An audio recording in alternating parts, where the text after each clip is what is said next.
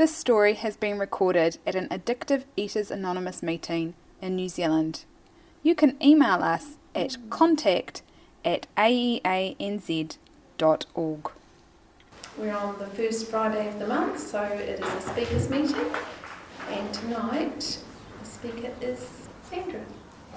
My name's Sandra and I'm an addictive eater. I'm very grateful to be at the meeting tonight. And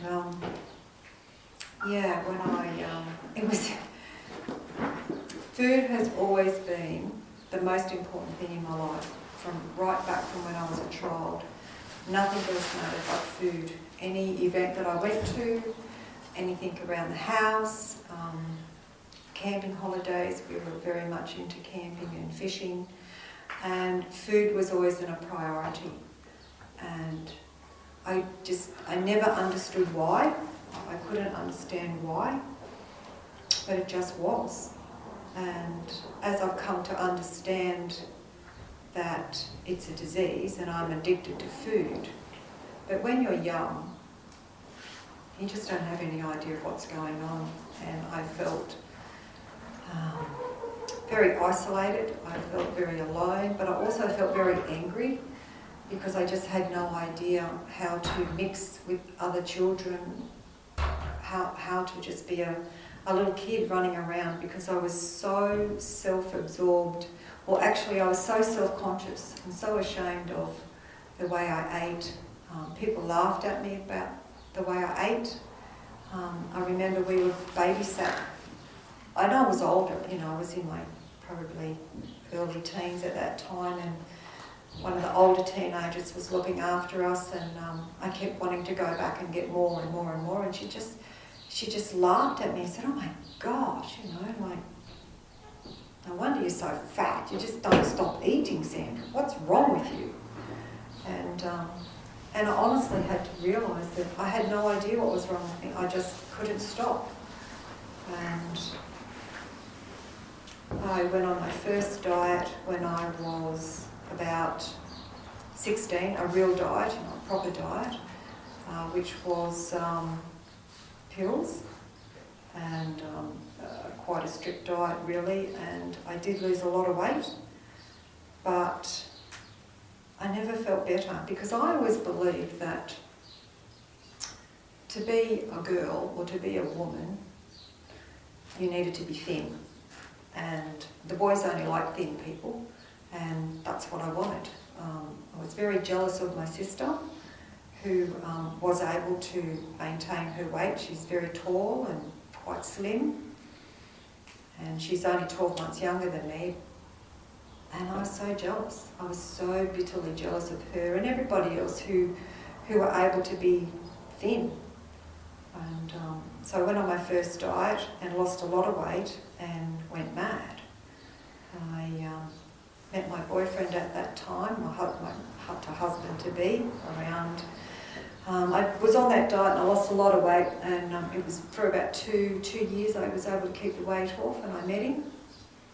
And we went to Sydney, and I was very, very thin. And I just remember going to Sydney on the train and just being so angry and so bitter because I can't go in there and I can't eat that food, and I can't go there and I can't eat that, I can't go there, and I must have been a mad woman. I don't know how they put up with me, I really don't. And I remember I bought this sweet, this box of sweets to bring home for my mum and dad, for my family. And the whole train trip home, and I think it takes 12 hours or something in the train, all I was obsessed with was that box of sweets in my bag that was up on the shelf. And I was trying to work out how I could eat it without anybody knowing and still take it home for my family. I just, mad, how do you sit in a seat like that? You can't. It was just absolute madness. And that basically describes my whole life. My whole life is madness of thinking of how can I eat it? How can I get away with eating it? How can it still be there? And I had no idea what was wrong with me. And as I've come to learn in Addictive Eaters Anonymous, that I have a disease, I'm addicted to food, and I've come to realise that it gets progressively worse and worse and worse. For me, I think I was born with this because I spent 7 years going to a counsellor to find out what happened to me. You know, there must have been a line that something happened to me, and that's what made me the way I am today. That made me, because when I was 21, I gave up smoking. I used to smoke about 50 cigarettes a day, and I gave up smoking, and I stopped drinking because that wasn't working either. You don't end up on the bathroom floor in a pretty state if you're just a normal drinker. So I stopped drinking. There's just no way I could stop eating. You know, I went to many dietitians. So I looked for something that happened to me, and of course nothing did happen to me. And progressively it got worse and worse. I started bulimia, I started throwing up, and I thought that was the answer to all my problems, which was fat, because that's all my problem was. I didn't have anything else wrong with me, it was just, I was fat. And so I was bulimic for quite a number of years, and it progressively got out of control. And it was long before the word bulimia was actually, there was no name for what I was doing for a couple of years. And then I opened up a newspaper, and it had, bulimia or something, and it talked about the symptoms, and then not the symptoms, it talked about what it was, but also the symptoms that went along with it. And I'd ruined my teeth, my hands were all scarred and marked, because I would put my fingers down my throat. I had heart palpitations all the time, and they said, you generally have a heart attack and die. I thought, oh, that's not good. And but this is how mad I was. I just hoped beyond all hope that after I finished vomiting and had a heart attack, I could press the button. So I could press the button, and then no one would know. I would just be collapsed on the bathroom floor, but it'd be, oh, what's happening to Sandra? And that's all I was worried about. So that's how mad I was. I didn't want to die, yeah, sure, but it was I didn't want people to know what I was doing, because I hid it. And so I was bulimic on and off, and I was morbidly obese or thin, mostly morbidly obese the whole of my life. And it wasn't until I was home and I saw an ad on TV, and I saw this woman in the fridge eating, and I thought, oh my gosh, that's me. Because I didn't know anybody else had done this. And so I rang up this clinic, and they described the process of what they do, and I said, oh, I can't do that. And they gave me a contact phone number for another community centre that was running 12-step fellowships at that stage. And so I went there, and I was talking to my sponsor today, and I was seeking a solution, and so I started these other 12-step fellowships, and just was seeking a solution, but progressively getting worse and worse and worse, because there was no solution. Very kind and caring, and people who grew to really care about me, and they really wanted me to get well. But what they didn't offer a solution. They offered the after I'd read the big book, because I said, oh, maybe I should read this book, and they said, oh no, you don't need to read that book. No, you just need to do this. I said, oh, okay then, and you said so, fine. And so, but what I've come to realise too is, looking back, is that this disease that I've got, this addictive eating that I've got, is very cunning, baffling and powerful, and I would seek out people who would tell me what I wanted to hear, because I would ask 10 people, tell 10 people the problem or what was happening, and I'd pick out the answers that I wanted, snippets of what I wanted, And I was never rigorously honest with anybody. I'd do little bits and little bits and little bits, but I was never rigorously honest. And so when I did read the big book, I read Frothy Emotion Seldom Suffices. And that's what I was getting from these kind people, was that frothy emotion, the hugs on the back, and, you're such a lovely person, you're so spiritual, and I'd go home and eat everything out of the fridge and, hate everybody. That's how spiritual I was when I was eating. And, I was doing retreats, spiritual retreats as well, 7-day retreats, and over the 15 years I was going to this community centre, which basically, I suppose, gave me something to do until I actually was willing to really surrender. And I was going to a meeting, and I'd heard a lady share for 5 years. She would come over on holidays and share, and I really didn't like the solution that was being shared by this lady, and it wasn't until I'd done my 7th retreat in 14 years, and because I must have missed something in those previous 6 ones, had to get it right, and so walked out of that retreat, 7 days, there was a facilitator or a companion for each person on the retreat, and we talked a little bit about food, and she said, oh, you're so spiritual, I think you'd be able to eat this. And so that was just another opportunity for this addictive eating to really just kick up another notch, because it never ever put the food down as I understand it today. I would just either be binging on food or binging on diet and exercise. It was the same madness. It was just one extreme or the other. That was my life, was extremes. And so I walked out of this retreat, and everybody's in there smiling, and they're going to go out and save the world, and don't you come near me, you bunch of freaks. Don't touch me, don't come near me, and where's my husband to take me home? And I looked up at the heavens and I said, you know what, God, I'm done. I'm never doing self-help again. I'm not doing any more of this stuff again, ever. If you want me to get well, I need a sponsor in my life. I need someone I can't manipulate. This is who I need. It's up to you now. I'm done.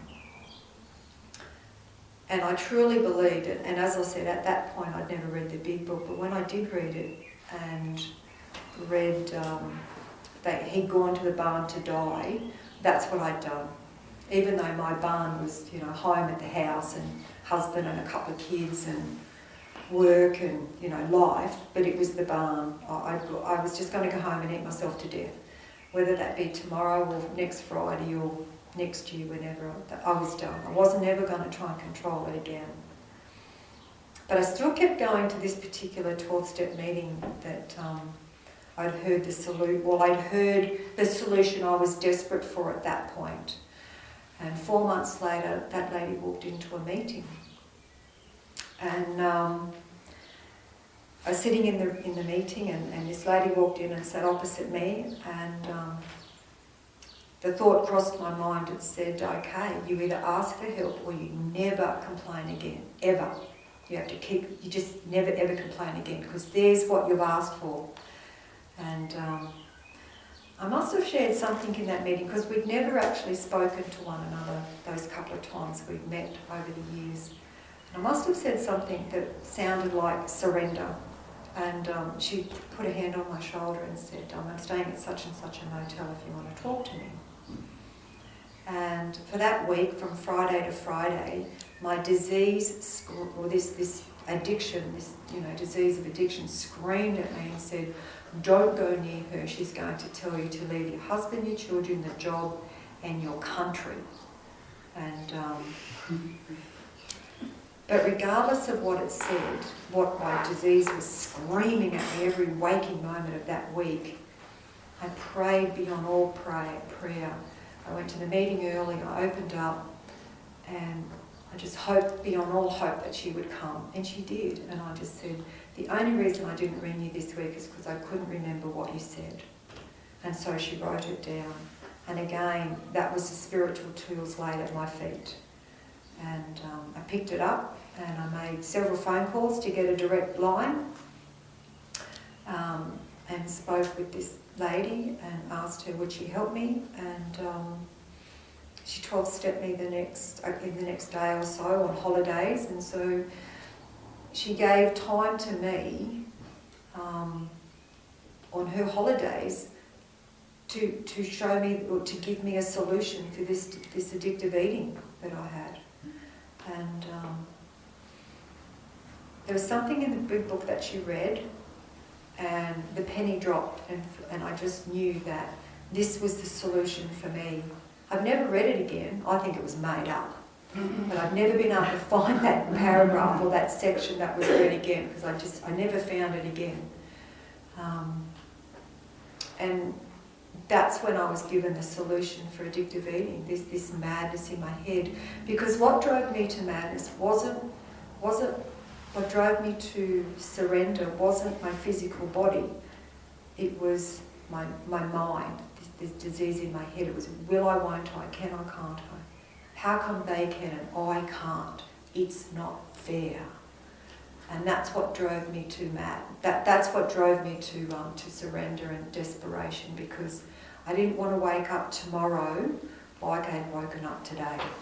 I just didn't want to do it again. And slowly over time, I've been able to put all my old ideas up on the shelf and ask for help. You know, how do I do this? How do I do this? What do I do here? And the choices that I've made have all been mine, because I ask for help and I choose what I'm going to do. And God willing, just for today, I choose sobriety. I choose asking for help, because I don't want to go back to where I was.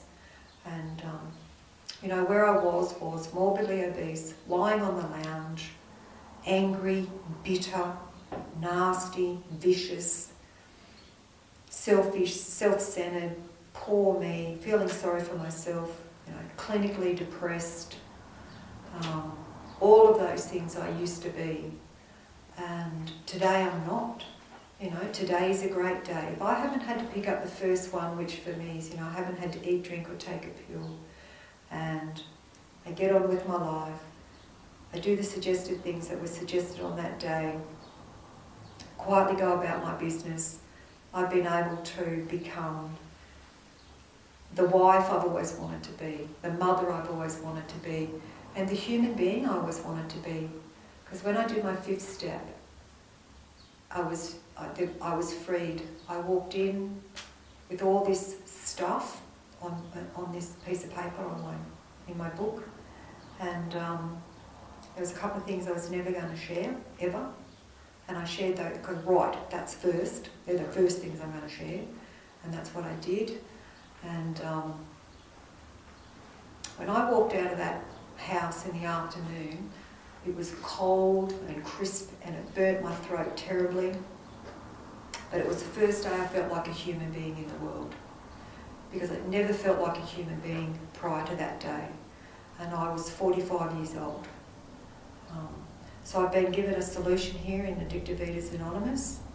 I've been given the opportunity to be a kind and decent human being and have one day at a time free of this obsession with myself and food. And I've been given a solution to go out there and be productive and share my experience, strength and hope as the best I can. And, you know, I mean, my relationship with God has evolved and has blossomed into something that if you had asked me 10 years ago, I would never have understood. Whereas today it's just part of my solution, part of my recovery, and it's evolved in a natural way. I don't study anything anymore. I just read and live. And I'm so very grateful for the support that I've been given here. People have bent over backwards for me, and I'm so very, very grateful for that opportunity to be of service to others. So, you know, whenever I get the opportunity, I'm hands up, yep, how can I help? What can I do? Well, you know, what do you need? And I'm so grateful for that opportunity to be of service to not only my fellows, but to everybody. So I'm very grateful. Thanks.